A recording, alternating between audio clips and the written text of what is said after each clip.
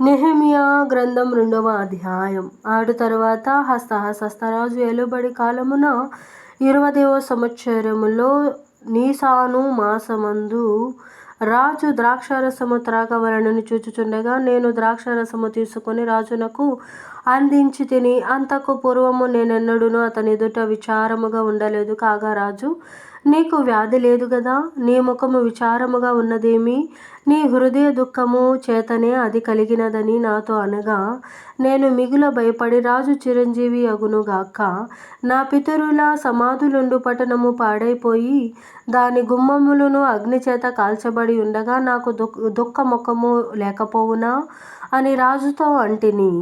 అప్పుడు రాజు, ఏమి కావలసి నీవు మనవి చేయుచున్నావని నన్ను అడుగగా, నేను ఆకాశమందలి దేవునికి ప్రార్థన చేసి రాజుతో, నీ సముఖమందు నేను దయ పొందిన ఎడల నా పితరుల సమాధులుండు పట్టణమును తిరిగి కట్టించున్నట్లుగా నన్ను యూదాదేశమునకు పంపుడని వేడుకొనుచున్నానని నేను మనవి చేసి తిని. అందుకు రాజు రాణి తన యొద్ద కూర్చుని ఉండగా నీ ప్రయాణము ఎన్ని దినములు పట్టును?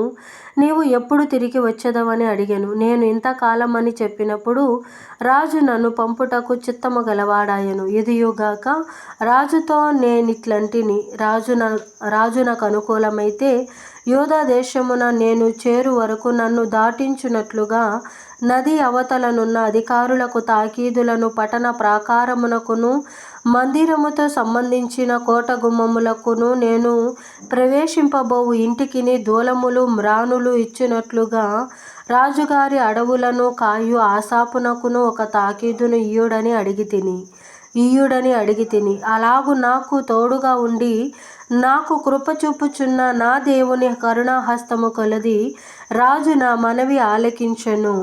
తరువాత నేను నది అవతలనున్న అధికారుల యొద్దకు వచ్చి వారికి రాజు యొక్క తాకీదును అప్పగించి తిని. రాజు నాతో కూడా సేనాధిపతులను గుర్రపు రౌతులను పంపించెను.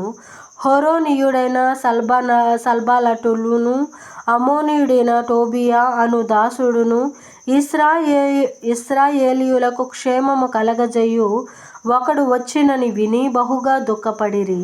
ఇశ్రాయేలీయులకు క్షేమము కలగజేయు ఒకడు వచ్చెనని విని బహుగా దుఃఖపడిరి.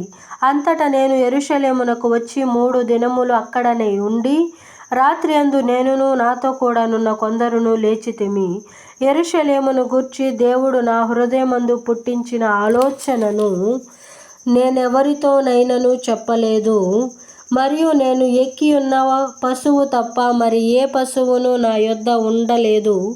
నేను రాత్రికాలమందు లోయ ద్వారము గుండా భుజంగపు బావి ఎదుటికి పెంట ద్వారము దగ్గరకును పోయి పడద్రోయబడిన యెరూషలేము యొక్క ప్రాకారములను చూడగా దాని గుమ్మములు అగ్నిచేత కాల్చబడి ఉండెను. తరువాత నేను బుగ్గ గుమ్మమునకు వచ్చి రాజు కోనేటికిని వెళ్ళితిని గాని నేను ఎక్కియున్న పశువు పోవుటకు ఎడము లేకపోయెను. నేను రాత్రియందు మడుగు దగ్గర నుండి పోయి ప్రాకారమును చూచిన మీదట వెనకకు మరలి లోయ గుమ్మములో బడి తిరిగి వచ్చి తిని. అయితే నేను ఎచ్చటికి వెళ్ళినది, ఏమి చేసినది అధికారులకు తెలియలేదు. యూదులకే గాని యాజకులకే గాని యజమానులకే గాని అధికారులకే గాని పనిచేయు ఇతరమైన వారికే గాని నేను ఆ సంగతిని చెప్పి ఉండలేదు. అయితే వారితో నేనిట్లంటిని, మనకు కలిగిన శ్రమ మీకు తెలిసియున్నది. యెరూషలేము ఎట్లు పాడైపోయెనో, దాని గుమ్మములు అగ్నిచేత ఎట్లు కాల్చబడెనో మీరు చూచియున్నారు. మనకు ఇక మీదట నింద రాకుండా యెరూషలేము యొక్క ప్రాకారమును మరలా కట్టుదము రండి. ఇదియుగాక నాకు సహాయము చేయు దేవుని కరుణాహస్తమును గూర్చియు రాజు నాకు సెలవిచ్చిన మాటలన్నీయు నేను వారితో చెప్పి తిని. అందుకు వారు, మనకు కట్టుటకు పూనుకొందుము.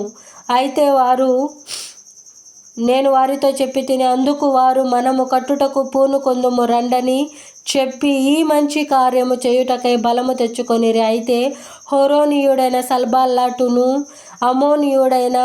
అమోనీయుడైన దాసుడగు టోబియా అనువాడును అరబీయుడైన గెషెమును ఆ మాట వినినప్పుడు మమ్మును హేళన చేసి మా పని తృణీకరించి మీరు చెయ్యు పని ఏమిటి?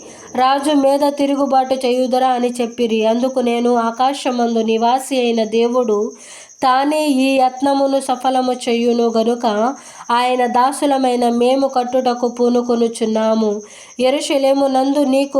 యెరూషలేమునందు మీకు భాగమైనను స్వతంత్రమైనను జ్ఞాపక సూచన అయినను లేదని ప్రత్యుత్తరమిచ్చి తిని.